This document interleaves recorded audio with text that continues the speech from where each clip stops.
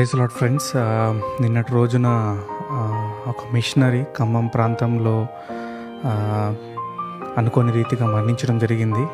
యవనస్తుడు ఛత్తీస్గఢ్ ప్రాంతం నుంచి వచ్చి అక్కడ మిషన్ వర్క్ చేస్తూ ఉన్నాడు.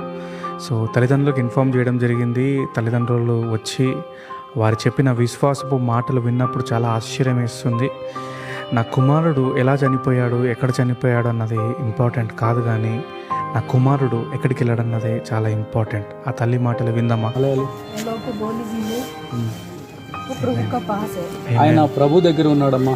ఏం మనం ఆడవలసిన అవసరం ఏం లేదు.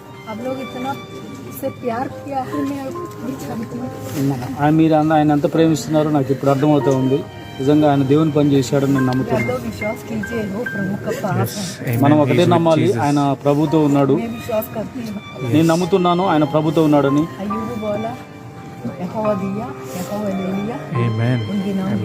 నేను ఒక మాట చెప్తున్నాను, యోబు చెప్పినట్టుగా, యెహోవా ఇచ్చెను యెహోవా తీసుకొనెను.